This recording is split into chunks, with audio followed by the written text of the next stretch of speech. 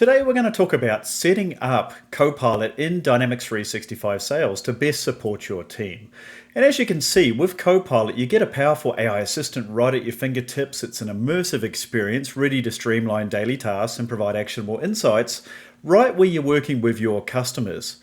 But to make the most of these capabilities, it's important that we set it up correctly. And that's where we need to set up Copilot in Dynamics 365 Sales. And it's important to follow these steps and set up these capabilities to really fit with your team's unique workflow and goals of this technology. Now, we're going to take a look at some of the essential steps, which includes adding additional fields, adding additional automation and insights. So really, Copilot becomes part of your seamless workflow and sales process. So with that, let's dive in and take a closer look. Okay, when I arrive on my settings page here under my Dynamics 365 Sales app settings, there's a few options available to me to get started.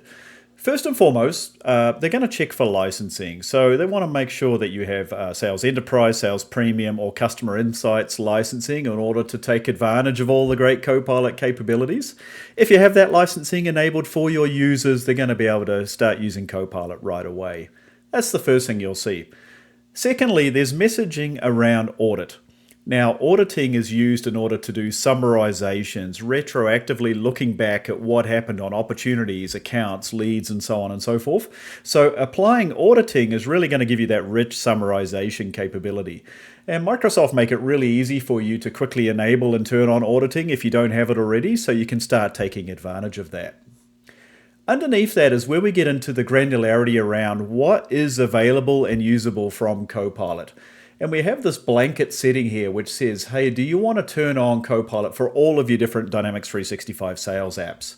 Mine is set to custom, and we'll talk about that in a moment, where I have a level of granularity over which applications inside Dynamics 365 sales actually have Copilot.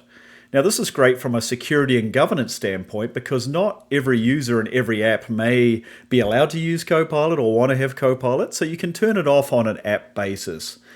But other options available, obviously custom we talked about. By default, I can just have them on by default or off by default for all of my applications there. That's your settings from turning on Copilot. There's also reference to preview capabilities, preview features. So there's documentation included from Microsoft here about what is coming down in public preview that you can start to take advantage of right away. You just have to opt into that preview in order to have those capabilities turned on, and that's what that checkbox does. And another example here is the email preview. So if you want the ability to be able to compose and draft emails from within the Copilot sidecar, that capability will allow you to do that. And that's great. If you haven't checked out Copilot for Sales, you'll get a good example of how that works, where Copilot will draw information from your CRM and from the email messages you're replying to and really help sellers spark creativity in their responses. That's what that email preview setting does. And then, as we talked about from an individual app setting, this is where those above settings around turning on and off Copilot come into play. But I can individually control and toggle on and off settings about whether that application is going to have Copilot or not.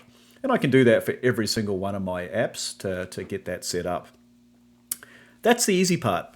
Let's take a look at some of the more advanced settings we have here. And I like to look at opportunities because there's a lot going on. What we allow you to do is to obviously control some of the insights, some of the fields, and some of the settings. And it's really important to incorporate the fields that are most meaningful to your organization into the Copilot when it comes to proactively and reactively summarizing and providing insights. So as an example here, I have several fields from my core opportunity table, as well as related fields from related tables like my account and my contact. So by default, when you look at this, it's going to show you those fields that are included in your Copilot. But you have the ability to go in and add up to a maximum of 10 fields across all of those different related tables to your Copilot.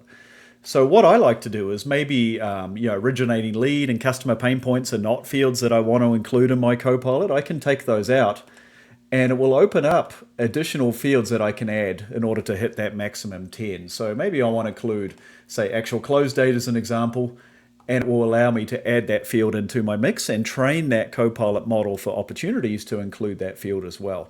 So a little bit of tinkering and refinement that you can do there to customize those fields. The other part that's really interesting is the additional related information and insights that correspond to the opportunity, or in fact the account or contacts not contacts, the leads that you're customizing as well. So you can see here we can add related enrichment around key email information, key record information, product insights, quoting insights, competitor insights.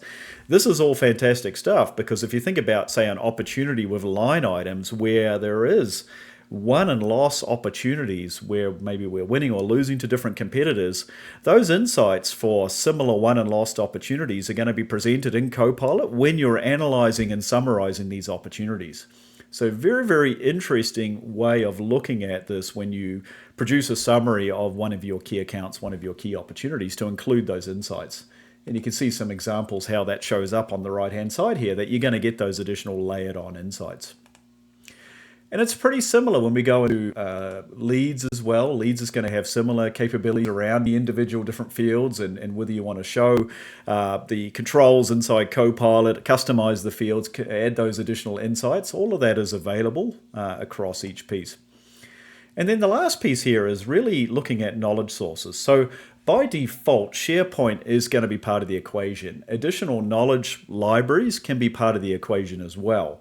We're going to look at SharePoint libraries that are available to you and include them in the search. But if you explicitly want to call out libraries, sites, folders that you want to search and make that search a little bit more efficient, absolutely can. You can go and put in your SharePoint URL, absolute URLs there, give it a name, and include those specific libraries as part of your personalized seller searching as well.